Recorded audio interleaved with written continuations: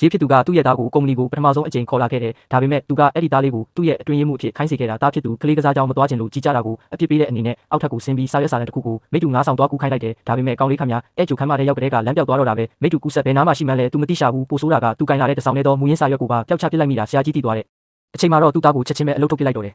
ကလေးလေးခမဝမ်းနဲ့ပက်လက်ငိုပါရောအဲ့ဒီတော့မှဆရာကြီးကအနားကိုရှောက်လာပြီးလူကြီးတွေရဲ့အလုပ်ကခက်ခဲလာလို့မေးတယ်တားဖြစ်သူကခေါင်းညစ်ပြတော့မှကလေးတွေရဲ့အလုပ်ကကြောင်းသွားရမယ်စာတင်ရမယ်ဆိုပြီးပြောပြခဲ့တယ်ကောင်လေးလည်းနောက်ဆုံးတော့သူ့အမှားသူတည်သွားပြီးအဖေဖြစ်သူကိုကြောင်းလိုက်ပို့ပေးဖို့တောင်းဆိုတော့တာပေါ့ဒါပေမဲ့ဒီနေ့ကတားလေးရဲ့မွေးနေ့ဖြစ်နေတာမို့လို့ဆရာကြီးကမပို့ပေးဘဲနောက်ရက်ကျမှကြောင်းလိုက်ပို့ပေးမယ်လို့ဆုံးဖြတ်လိုက်တယ်ပြီးတော့သူကကွယ်လွန်သွားပြီဖြစ်တဲ့သူ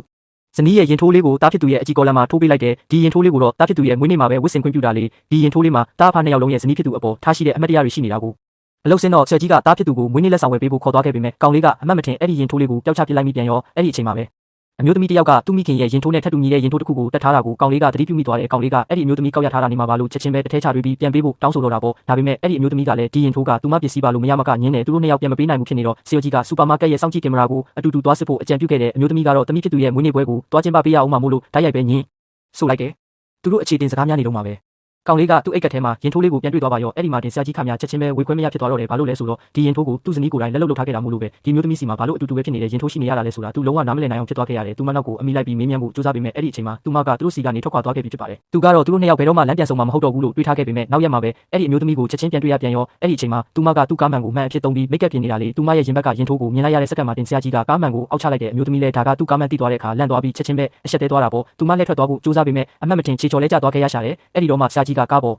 ကနေအမြန်ဆင်းပြီးသူမကိုကူညီပေးခဲ့တယ်ဒီရင်ထိုးကဘဲကနေရလာလဲဆိုတာသိချင်တာကြောင့်သူကပဲဦးဖျားဖျားတောင်းပန်စကားဆိုပြီးသူမရဲ့ဆက်သွယ်ရမယ့်လိပ်စာကိုတောင်းဆိုခဲ့တယ်အမျိုးသမီးကတော့မပေးချင်ဘူးပေါ့ဒါပေမဲ့ခရကြီးကသူ့ကားပေါ်ကချစ်ရကိုလက်ညှိုးထိုးပြတော့မှာပဲသူမလဲကြတော့ကကားကိုအမှတ်မတင်ချစ်မိသွားမှန်းသိလိုက်ရတော့တယ်နောက်ဆုံးတော့သူမလည်းဖုန်းနံပါတ်ရေးထားတဲ့စာရွက်လေးကိုကားပေါ်မှာကပ်ပေးပြီးထွက်ခွာသွားခဲ့တယ်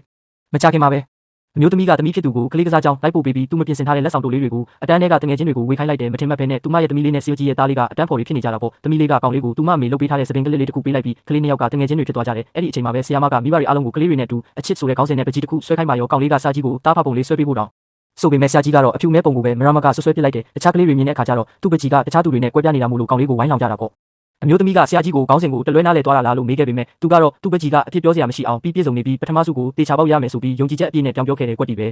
အဲ့ဒီအချိန်မှာပဲဆီယာမကပကြီးတန်ပွဲရဲ့အနိုင်ရရှိသူကိုကြီးညာခဲ့ရမှာပထမစုကအမျိုးသမီးရဲ့သမီးလေးရသွားပါရောဆရာကြီးခမချက်ချင်းပဲမျက်နှာပြက်ပြီးအရှက်ရသွားတော့တာပေါ့အမျိုးသမီးကကောင်လေးကအသက်9နှစ်ပဲရှိသေးတာမို့လို့အမှုပညာခံစားမှုကိုမပြိုးထောင်ခင်အယောင်တွေကိုအရင်ခွဲခြားတတ်အောင်တင်ပေးတင်တယ်လို့လာပြောပေမဲ့ဆီယိုကြီးကတော့ဘာမှပြန်မပြောပဲလှည့်ထွက်သွားခဲ့ပါတော့တယ်